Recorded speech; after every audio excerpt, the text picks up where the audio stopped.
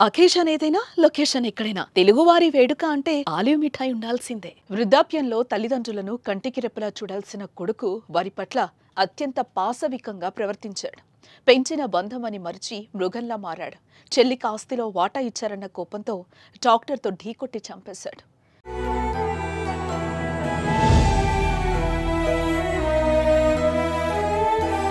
పునామి నరకం నుంచి తప్పించాల్సిన పుత్రరత్నమే వారి జీవితంలో విలన్ గా మారాడు. విజయనగరం జిల్లా పూసపాటిరేగ మండలం చెల్లవానితోట పంచాయతీ నడుపూరు గ్రామానికి చెందిన పాండ్రంకి అప్పలనాయుడు జయా దంపతులు నివాసం ఉంటున్నారు. వీరికి రాజశేఖర్ అనే కొడుకు, రాధా అనే కుమార్తె ఉన్నారు. అప్పలనాయుడు 80 సెంట్లు భూమి ఉన్న ఒక చిన్నకారు రైతు. తనకున్న 80 సెంట్లలో కూరగాయలు, ఆకుకూరలు పండించి జీవనం సాగిస్తున్నాడు. కుమార్తె రాధకు 7 ఏళ్ల క్రితం వివాహం చేశారు. రాధకు 2 పిల్లలు. అయితే అకస్మాత్తుగా అనారోగ్యంతో రాధ భర్త మరణించాడు. అప్పటి నుండి అప్పలనాయుడు దంపతులే రాధకు అండగా ఉంటూ వస్తున్నారు. రాజశేఖర్ ట్రాక్టర్ డ్రైవర్ గా పనిచేస్తున్నాడు. ఇతనికి నెల్లిమర్ల మండలం వల్లాపురంకు చెందిన ఓ యువతితో 2 ఏళ్ల క్రితం వివాహమైంది. వివాహం అనంతరం రాజశేఖర్ చెడు అలవాట్లకు బానిసయ్యి అప్పుల పాలయ్యాడు.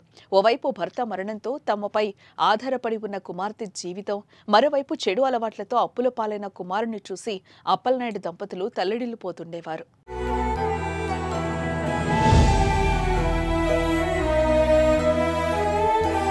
ఇక ఇదిలా ఉంటే అప్పలనాయుడికి ఉన్న 80 సెంట్లు భూమిలో 20 సెంట్లు భూమిని రాధ వివాహ సమయంలో కట్నంగా ఇవ్వగా, చెడు అలవాట్లకు బానిసైన కొడుకు మిగతా భూమిని ఎప్పుడైనా విక్రయించే అవకాశం ఉందని గ్రహించిన మరో 30 సెంట్లు భూమిని కూడా కుమార్తె రాధకి రిజిస్ట్రేషన్ చేశారు.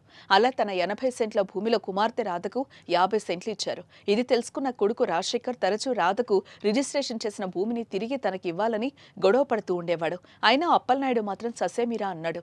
ఈ నేపథ్యంలోనే అప్పుల బాధలు భరించలేక తండ్రి అప్పలనాయుడు వద్ద ఉన్న భూమిని అమ్మటానికి నిర్ణయించుకున్నాడు. అందులో భాగంగా భూమిని చదును చేసేందుకు జేసీబీ ట్రాక్టర్ సహాయంతో పొలంలో పనులు చేస్తున్నాడు.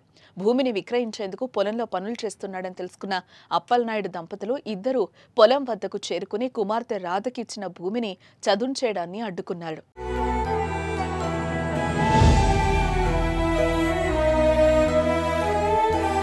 అయితే అప్పటికే తల్లిదండ్రులపై కోపంతో ఉన్న కొడుకు రాజశేఖర్ ట్రాక్టర్తో తల్లిదండ్రులపై దాడికి దిగాడు. అయితే ఈ దాడి నుంచి తప్పించుకునే ప్రయత్నం చేసినా, చేతులెత్తి దండం పెట్టినా కనికరించలేదు. ట్రాక్టర్తో గుద్ది అత్యంత పాశవికంగా హతమార్చాడు. ఈ ఘటన అంతా కొన్ని క్షణాల్లోనే జరిగిపోయింది. జరుగుతున్న ఘటన అంతా భూమిలో పనులు చేస్తున్న మిగతా వారు చూసి భయంతో పరుగులు తీశారు. స్థానికుల సమాచారంతో ఘటనా స్థలానికి చేరుకున్న పోలీసులు కేసు నమోదు చేసుకుని దర్యాప్తు చేస్తున్నారు.